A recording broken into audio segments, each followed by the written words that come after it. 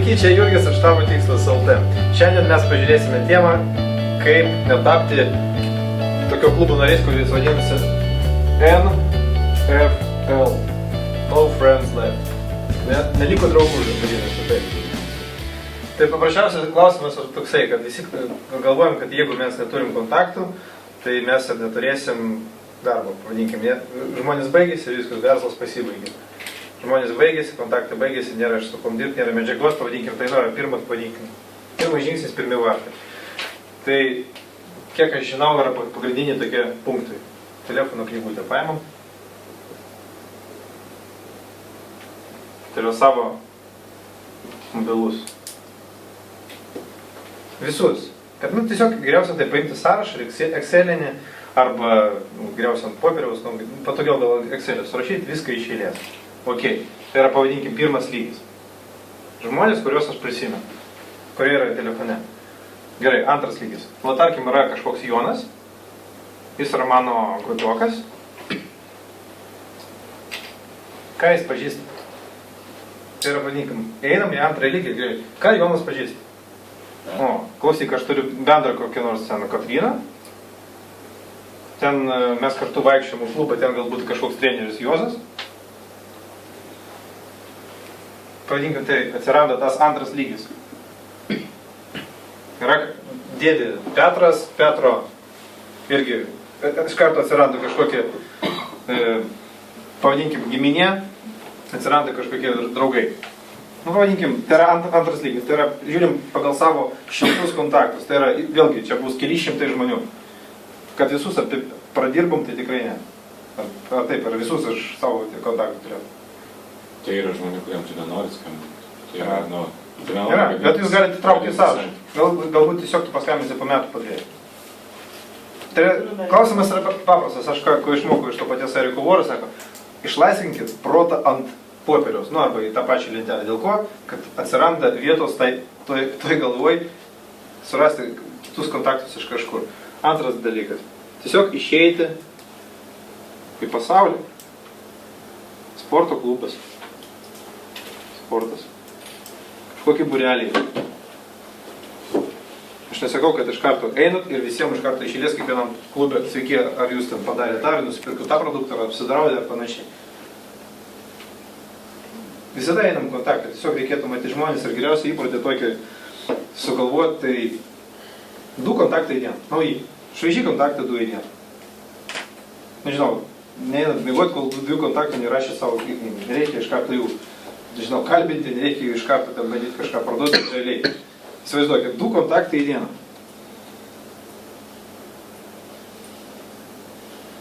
Tai po metų kiek maždaug gaunasi apie 700. Tai buvo kontaktų.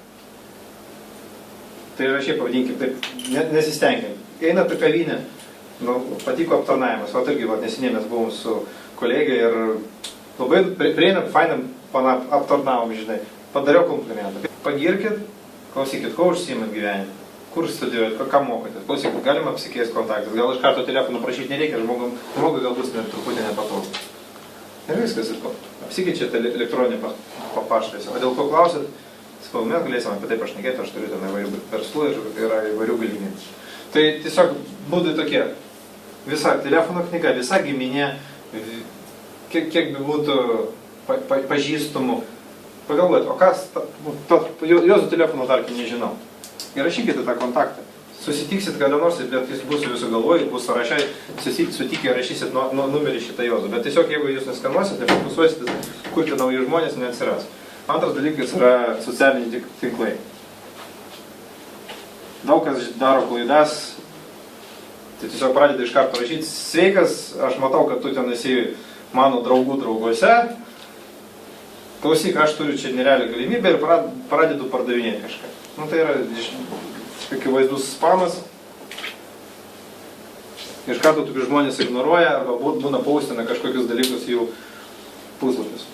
Ar buvo kažkam, kad irgi kažkas papaustino, arba rašyk, klausyk, aš tau turiu superinį pasiūlymą, ateik pas mane, žinai, telefonas mano toks, dažniausiai ištrini tokį žmogų ir visi. Tai su soc tinklais tai tiesiog paprasčiausias būdas yra išauginti tos santykius, nebandot jūs būti medžiotojais, kaip, nežinau, žinai, ieško aukos. Realiai mes, vadinkim, užsiimam gal edukaciją, apmokam žmonės, parodom, kokios yra galimybės finansų srityse, kokios galimybės gal kitose srityse. Ir patapę draugais, tai gali būti čia pokalbis.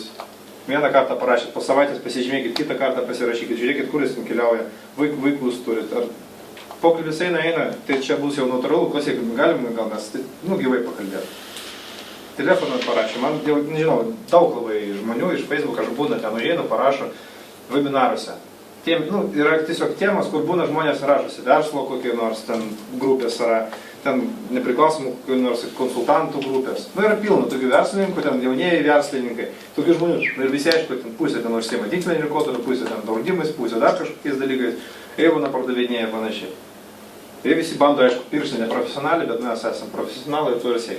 Tai tiesiog prašiausia yra susipažinti, sužinoti, kur žmogus domisi ir jeigu yra kažkoks ryšys, aš jau pažįstu, tarkim, žmogų, pasišnekam su Olegu ir viskas ok. Jis mane pažįsta, žino, ką aš darau, jau lengva pakviesti. Ir jis nėra jau šaltas kontaktas. Ir niekada nebus taip, kad jūs, dingo šitie kontaktai. 700 žmonių į metus, tai yra minimum, tai įsivaizduokit, kiek žmonių po pusės metų, po metų bus po 3 metų. Ir jie niekada nesibaigia. Aš atsimenu metus, pildžiu pagal tą principą savo kontaktų sąrašą, pas mane iki šiol 800 žmonių. Dar nesuvesta, kokia krūva kortelių vizitinė. Ir jie nuolat atsiranda. O taigi, pasišnekė kolega, paroda telefonas, kur nors pabendrauja telefonas. Ir viskas, ir surasti svarbiausia tą būdą palaikyti draugišką santykius, o ne iš karto ten, klausyk, aš tai čia kaip. Nebent jeigu jis pats prašo kažko. Tai va, no friends left club, jeigu jų nebūna. Rimtai, gal klausimų turi. Aplamai, kaip gauti? Nes realiai nėra tokio dalykų, kaip gyvenant mieste, kad nėra kontaktų. Jų yra visur. Vieni kavos nusipirkti. Degalinį užsipili kūrą, aš irgi ten buvau, pardavinėjęs. Jie paklausė, koks jūsų vardas? Dažniausiai vardas būna parašytas, klausyk per Petrui ten. Ar seniai šiandien? Ar čia yra tavo svajonės karjera, ar to atveras pasiūlymas? Tiesiog va toks klausimas. Dažniausiai nebus, tai taip čia mano svajonė karjera būti degalinį užpilėjai pardavimo ten technologijų visą gyvenimą. Nežinau, kaip čia tas vadinasi.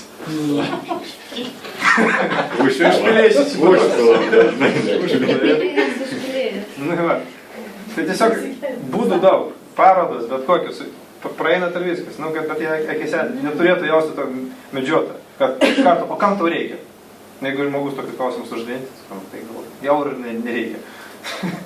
Jauskit tokią kortelę. Tai aš manau, čia būtų paprasčiausias būdas. Paimti dabar telefoną, susirašyti visus, turėsit, žinau, turiu tokį kaip sąrašą, vadinasi, tam.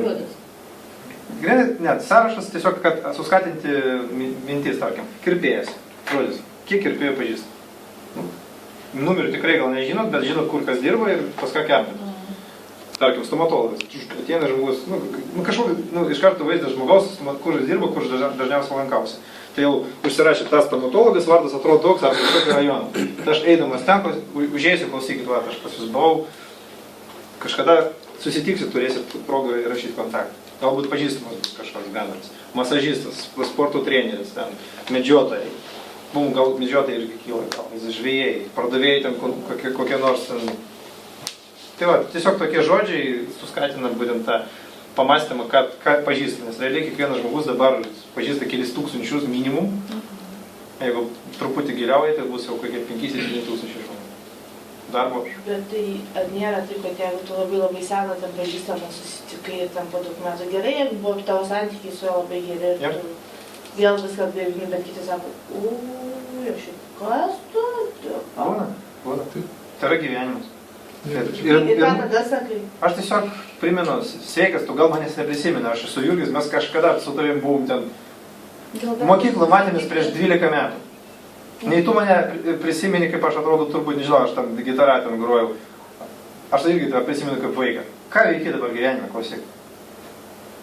Jeigu žmogus yra negatyvus, tai turbūt nereikia su juo pradėti.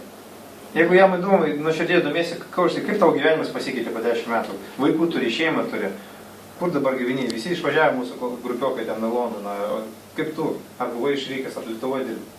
Pokalbis yra, žmogui yra įdomu, kai tu pradedi jo domėtis. Nu, širdžiai, bet tiesiog domėkitės. Ir, nežinau, po 3-4 karto jis pats paklaus, ko tu užsienė. Gal per pirmą pokalbį. Nesakyk, aš tau turiu šitą. Tai nereiškia, kad kažkoks nuslėpimas grinai, kažką jis daro, bet realiai, nu, tarkim, jūs pagalvokit. Jeigu tau skambina kažkoks žmogus ir kviečia susitikti, nu tau kokia pirma mintis į galvą? Šiaip pasilgo, kuris neskambino to 5 metų. Nu, gali būti, tai. Nu, šiaip, įdomu. Tikimybė.